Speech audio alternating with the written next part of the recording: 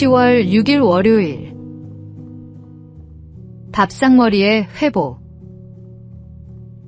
오늘날 우리 사회가 안고 있는 큰 과제 중 하나는 세대 간의 간극입니다.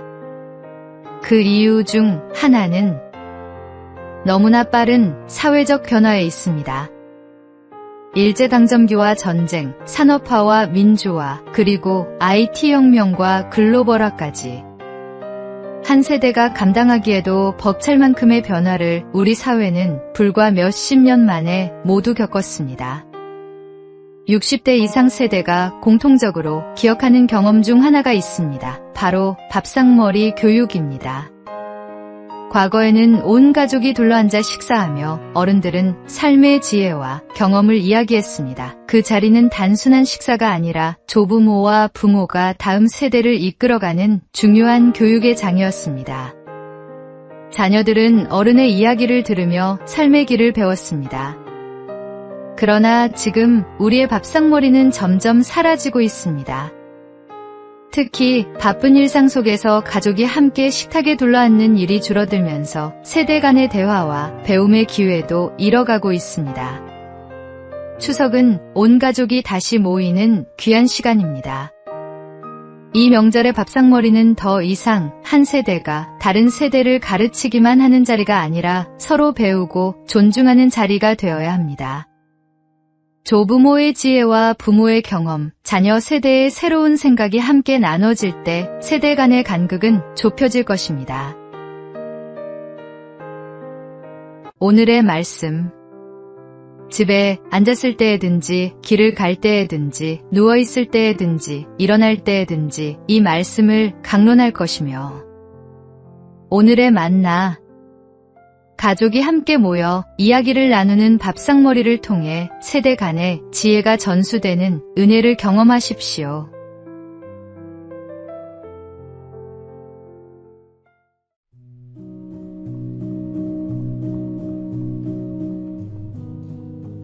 (10월 7일) 화요일.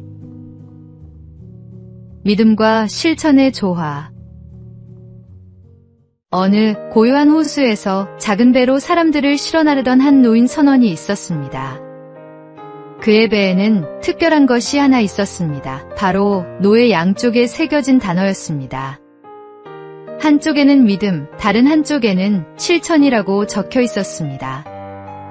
배에 오른 승객이 호기심을 참지 못하고 물었습니다. 어르신, 왜 노에 이런 글씨를 새겨두셨나요? 노인은 직접 보여주겠다고 했습니다. 먼저 믿음이라고 적힌 노 하나만 힘차게 저었습니다. 배는 제자리에서 빙글빙글 돌 뿐 앞으로 나아가지 못했습니다. 이번에는 실천이라고 적힌 노 하나만 저어 보였습니다. 결과는 마찬가지였습니다. 그제야 노인은 두 개의 노를 함께 저었습니다. 그러자 배는 물살을 가르며 호수 위를 힘차게 전진했습니다. 기독교인의 삶도 이와 같습니다. 오직 믿음과 실천이 함께할 때 우리는 하나님이 주신 목적지를 향해 나아갈 수 있습니다. 믿음은 우리의 마음을 주님께 붙드는 힘이고, 실천은 그 믿음을 세상 속에서 드러내는 행위입니다. 한쪽만으로는 결코 나아갈 수 없듯 두 가지가 조화를 이룰 때 비로소 신앙은 온전해집니다. 오늘의 말씀. 행함이 없는 믿음은 그 자체가 죽은 것이라. 오늘의 만나.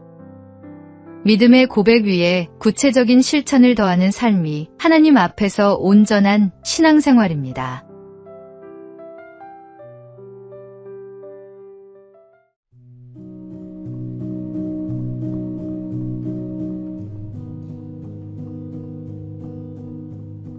(10월 8일) 수요일.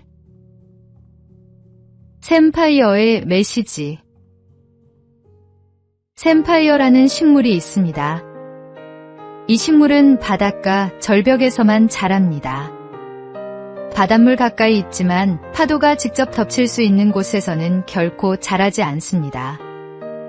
바람이 거세게 불어 바닷물이 튀기는 곳은 견디지만 바다에 잠기는 곳에서는 살지 못하는 것입니다. 어느 날 배가 난파되어 해안가로 밀려온 선원들이 있었습니다. 거친 파도에 휩쓸릴까 두려워 절벽을 힘겹게 기어오르던 중 한 선원이 바위 틈에서 자라는 샘파이어를 발견했습니다. 그는 환성을 지르며 외쳤습니다. 우리는 살았다. 샘파이어가 있다는 것은 이곳이 파도에 완전히 잠기지 않는 안전한 지대라는 뜻이었기 때문입니다. 그 식물 하나가 그들에게 안도의 표시, 생명의 표지가 된 것입니다. 우리의 신앙도 이와 같습니다. 삶의 파도가 몰려와 때로는 우리를 흔들고 위협하지만 예수 그리스도 안에 있는 자는 결코 덮이지 않습니다. 세상은 우리를 삼키려 하지만 주님의 품은 안전한 피난처입니다. 그 품 안에서 우리는 다시 일어설 용기를 얻고 끝내 생명의 길을 걸어가게 됩니다. 오늘의 말씀. 여호와는 나의 목자시니 내게 부족함이 없으리로다. 오늘의 만나. 삶의 폭풍 속에서도 그리스도 안에 머무르는 자는 절대로 침몰하지 않는다는 확신을 가지십시오.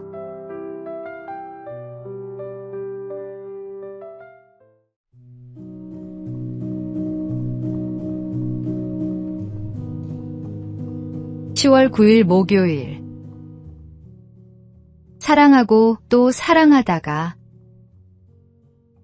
94세를 일기로 세상을 떠난 한원주 원장은 의술을 넘어 사랑과 섬김의 삶을 살다 간 신앙인이었습니다. 그는 독립운동가이자 의사였던 아버지의 신앙과 섬김을 이어받아 산부인과 전문의가 되었고 미국 내과 자격까지 취득하며 넉넉한 삶을 누릴 수 있었습니다. 그러나 사랑하는 남편의 갑작스러운 죽음은 그녀의 삶을 송두리째 바꾸어 놓았습니다. 깊은 슬픔 속에서 기도하던 중 마음속에 울림 같은 음성이 들려왔습니다. 내가 지금껏 얼마나 부유하게 살았는지 아느냐? 이제는 내 도움이 필요한 사람들을 돌아보아라. 그때부터 그녀의 발걸음은 낮은 곳으로 향했습니다. 큰 병원을 접고 의료선교 병원으로 자리를 옮겨 30년 넘게 환자들을 돌보았습니다. 병든 몸을 치료하는 데서 멈추지 않고 함께 노래하고 운동하며 삶을 나누고 무엇보다 말씀으로 위로하며 환자 곁을 지켰습니다. 마지막까지 환자를 품었던 그의 삶은 한 문장으로 요약됩니다. 사랑하고 또 사랑하다가 하나님께 갔다. 한원주 원장이 마지막으로 환자들에게 건넨 말은 지금도 우리 가슴에 잔잔한 메아리처럼 남습니다. 힘내, 가을이다, 사랑해. 오늘의 말씀. 사랑은 오래 참고 사랑은 온유하며 시기하지 아니하며. 오늘의 만나. 사랑을 실천하며 살아간 인생은 마지막 순간까지 아름다운 향기를 남기게 됩니다.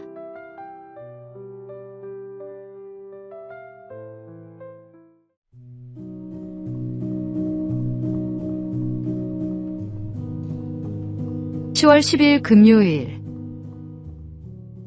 끝까지 최선을 다하는 삶. 판소리의 대중성을 이끌며 우리 시대의 거목으로 자리 잡은 박동진 장로는 16세 소리를 시작했지만 그 길은 결코 순탄치 않았습니다. 25세 목소리가 망가지자 그는 절망 끝에 약을 먹고 자살을 시도하기도 했습니다. 그러나 이 몸이 불구가 되더라도 명상만 되면 원이 없다는 집념으로 산속 토막집에 들어가 100일간 고독한 싸움을 이어갔습니다. 하루 2~3시간만 자고 나머지는 온몸을 던져 소리에 매달렸습니다. 목이 쉬고 몸이 부어 죽음에 이를 지경이었지만 그의 마음속에는 끝내 소리꾼으로 서고자 하는 불꽃이 타오르고 있었습니다. 그 치열한 집념 끝에 그는 마침내 명창이 되었고 인간문화재로 지정되는 영예를 얻었습니다. 노년에도 그는 복음을 담은 판소리, 예수전을 공연하며 새로운 도전을 이어갔습니다. 85세의 고령에 감기까지 겹쳐 공연은 끝내 중단되었지만 퇴장하는 그의 뒷모습을 향해 관중들은 우레와 같은 박수를 보냈습니다. 이유는 단 하나였습니다. 그가 끝까지 최선을 다했기 때문입니다. 오늘의 말씀. 나는 선한 싸움을 싸우고 나의 달려갈 길을 마치고 믿음을 지켰으니. 오늘의 만나. 결과보다 과정에서 최선을 다하는 삶이 하나님과 사람 앞에서 진정한 박수를 받는 인생입니다.